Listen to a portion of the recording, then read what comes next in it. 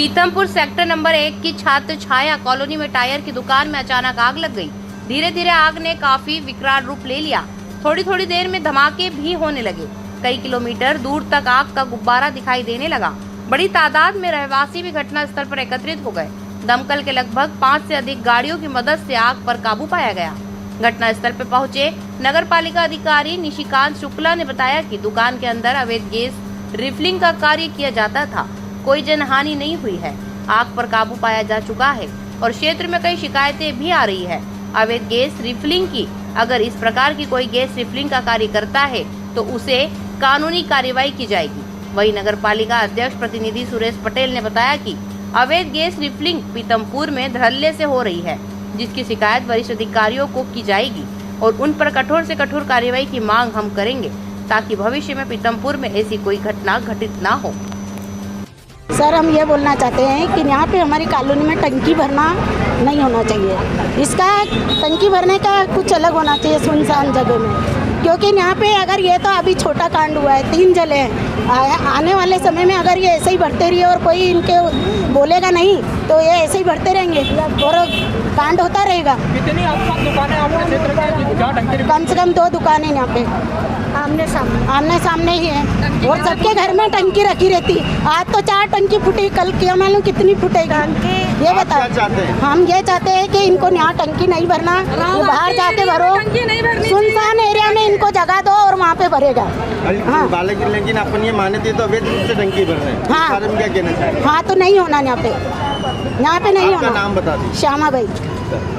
आग लगी थी अचानक। जैसे यहाँ पर आग लगी, यहाँ के कॉलोनी वासियों द्वारा मुझे फ़ोन से सूचना दी गई कि भैया यहाँ पर आग लग गई छत्र छाया मेन रोड पर।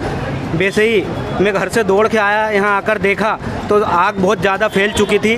टीआई साहब को, संतोष दूधी जी को फ़ोन लगाया। उन्होंने फोर्स मोटर और आइसर मोटर से तुरंत फायर ब्रिगेड भेजाई गई, जिसके द्वारा आग काबू में की गई। नगर पालिका से टैंकर बुलवाए गए, फाइटर, और तुरंत आग पर काबू करी। जैसे ही कुछ लोगों ने हमको बोला कि अंदर कुछ लोग फंसे हैं, हम दूसरे मकान से चढ़कर और मकान के अंदर जाकर देखकर कुछ लोगों को बाहर से अंदर से निकाला गया और अचानक इतनी बड़ी जो हादसा हुआ वो बहुत बड़ा हादसा होने से आज बचाया गया लोगों को। कोई भी जनहानि नहीं हुई। यहाँ के कॉलोनी वासी और सभी लोगों के द्वारा आग पर देखिए, छत्र छाया कॉलोनी में कोई खंडेलवाल का मकान है और इसमें गैस की टंकी के विस्फोट होने से आग लग गई थी, जिससे नगर पालिका ने और फायर फाइटर ने मौके पर पहुंचकर तत्काल उस पर काबू पाया और ये भी ज्ञात हुआ है कि ये अवैध रूप से जो है वो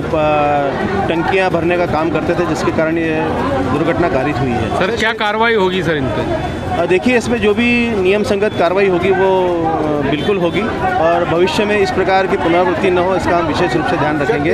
रहवासी क्षेत्र में इस तरह की हरकतें, इस तरह के जो गतिविधियां करना वैसे भी प्रतिबंधित है। हम अपने स्तर पर कार्रवाई करते हैं। सर, कितने दमकल गाड़ियों से आग काबू की? लगभग 5 फायर फाइटर जो हैं और नगर पालिका के लगभग 10 टैंकर जो आए थे।